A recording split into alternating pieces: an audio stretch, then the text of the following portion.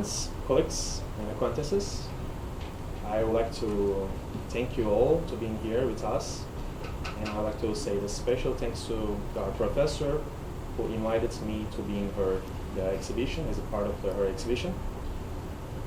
And I'm greeting you with a great enthusiasm today. I'm super excited since it is my first actually photo exhibition. I really need stress control. I'd like to start my speech with a memory that I find it very difficult to forget. 2 years ago, I was working in Kibera ghetto in Nairobi, in Kenya. And the Kibera ghetto is the largest ghetto actually in all Africa, and also one of the largest one in the world. I was working in there as a volunteer, and my main job was trying to actually just cheer up to the children and just trying to give them the food or the drinks and just care them. It's what I was doing there. And one evening after I finished my job, I was going home with my friends, local friends. Rick, his name is Rick. And we were talking about life and future and many other daily things. And I asked him, what is the biggest actually ambition and desire in this life? What do you want to have? What do you want to get? What do you want to be? And later on, he were a bit silent. It took a minute. And then he said to me, Bora, do you know what I want in this life? It's very simple, he said. He said just, I want to be a white person. And actually, when it first told, I couldn't grasp all the picture. But later on, when I talk about that, it made sense to me. Because whoever Rick and his society see as a white person in Kenya, in Nairobi, both of them, all the white people in there, they are very wealthy individuals. Why they are here? There are two reasons why they're in there. The first is just to having a vacation on the ocean, or having fun with their family and a safari and etc. Or they are in there and because they are working in very high prestigious and international companies. In both cases, they are very wealthy people. And this is actually affects the Rick and his society very deeply. My friends, why I'm talking about this? Because actually this is the reason. This is one of the reasons I believe why these people migrates. Because they want to provide a better life for their children. They want to reach the treatments that actually they don't have in their country. They want to reach the healthy food, the more drinkable water. That's why they all migrate. They want to find a better life in the Europe or the USA or any other upper developed countries. Let me talk more about the Kibera ghetto's life standards. What's in there? And I want you actually imagine you are living in a place that only 20% of the neighborhood has electricity.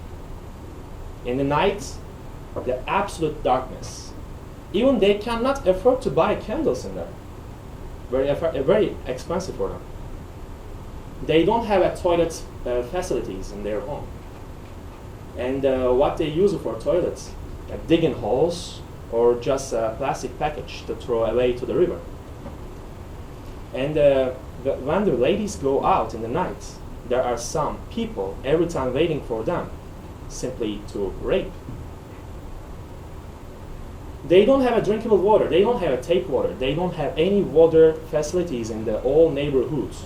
What they do for the water, they are walking every day kilometers to collect some water from the Nairobi Dam. And this water is totally not healthy at all. You can easily get disease with this water. Cholera and typhus is the more common ones.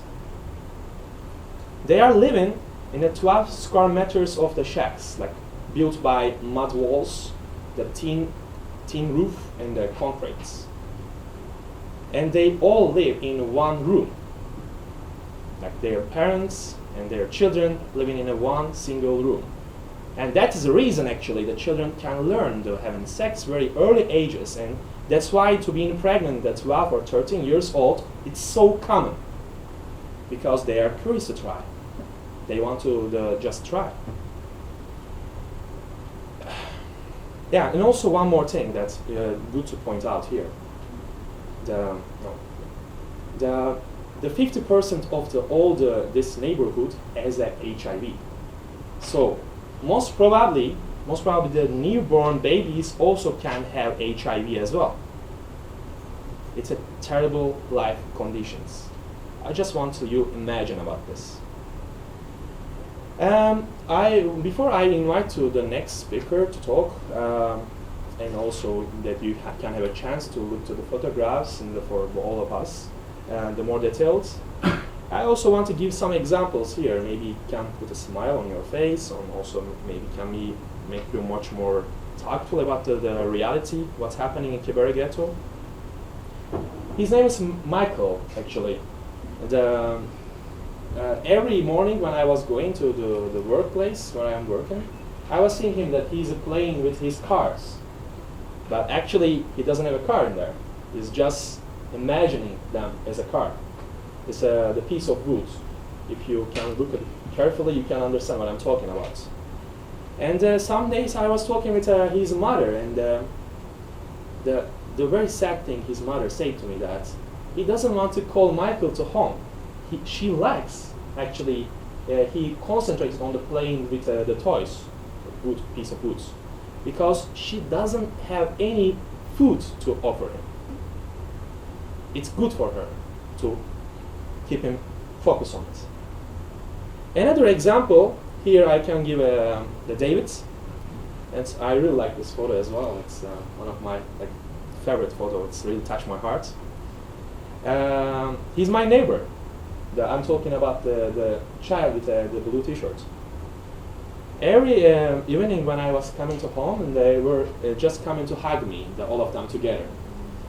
And that day, David was at home, and he couldn't just find his shoes to come to hug me. And he started to cry, because he was so excited, because all the other children were hugging me. And then he cried and cried, and then he gave up and without the shoes, and he came to just hug me. And I'm still actually in contact with all of these people, and I really shared all the things that what's happening in my life, and I still love them, and I would like to visit them again. Yeah, it's end of the presentation. I just want you to look afterwards to the photographs and try to get I know it's not the same that you are looking at the photographs or watching the documentaries. It's not the same you are living in the moment, but just try to take some the piece of the reality from these photographs. It's what I would like to ask. Thank you very much for all of you.